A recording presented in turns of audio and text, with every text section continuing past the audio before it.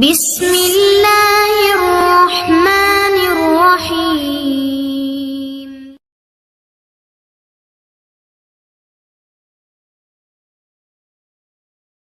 அல்ஹம்துலில்லாஹ் வஸ்ஸலாத்து வஸ்ஸலாம் அலா ரசூலில்லாஹ் வபஅத். அன்பிற்கினிய மாணவ மாணவிகளே, இன்றைய வகுப்பில் நாம் பார்க்க இருப்பது அரபி பாடநூலிலிருந்து ஒரு நகைச்சுவை கதை. என்ன நகைச்சுவை கதை? அத்தபீபு வல் மரீது கிஸ்ஸத்துன் முதஹிகா. மருத்துவர் மற்றும் நோயாளியினுடைய ஒரு நகைச்சுவை கதை. வாருங்க பாடத்துக்குள் செல்வோம். ذهب رجل الى الطبيب وقال. ஒரு மனிதன் என்ன செய்கிறார்? மருத்துவரிடம் வந்து கூறினார், யா டாக்டர், அன முத்தஅபுன் ஜித்தன் குல்ல யௌம். நான் தினமும் மிகவும் சோர்வாக இருக்கிறேன். ஃபஸஅலஹு தபீப்.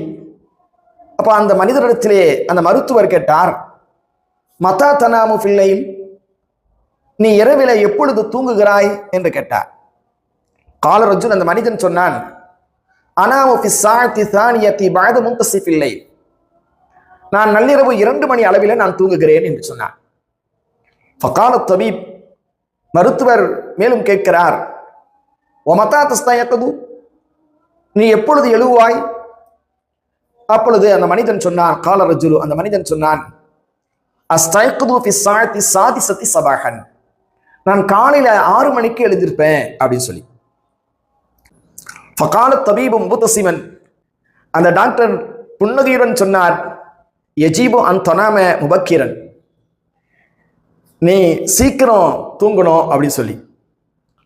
ஃபகால ரஜுல், அப்பொழுது அந்த மனிதன் கேட்டான், லாக்கின் யா துக்தோர் கைஃப அனாமு முபக்கிரன் வான முத்தஅபுன் ஃபி ஸபாஹி ஃபகத், நான் காலையில் மட்டும் தானே சோர்வாக இருக்கிறேன், இரவில் நான் எப்படி சீக்கிரம் தூங்குவேன் என்று. தபீப், டாக்டர் சிரித்துக்கொண்டே வக்கால சொன்னார், இதன் முஷ்கிலத்துக்க லைசத்து ஃபில் மரத் பல் ஃபி ஆதாத்திக், அப்படியானால் உனது பிரச்சனை நோய் அல்ல, உனது பழக்க வழக்கங்களில் தான் இருக்கிறது என்று. ஆம் அன்புக்கினிய மாணவ மாணவிகளே, நம்முடைய பழக்க வழக்கங்கள் சரியாக இருந்தால் எந்த சோர்வுகளும் இருக்காது. அரபிய ஒரு நீதி போதனை சொல்வார்கள், அஸ்ஹத்துல் ஜய்யிதா, நல்ல ஆரோக்கியமான உடல் நலத்திற்கு தஹ்தாஜு இலா நிதாமி ஃபில் ஹயாத், வாழ்க்கையிலே ஒரு ஒழுங்குமுறை தேவை என்று.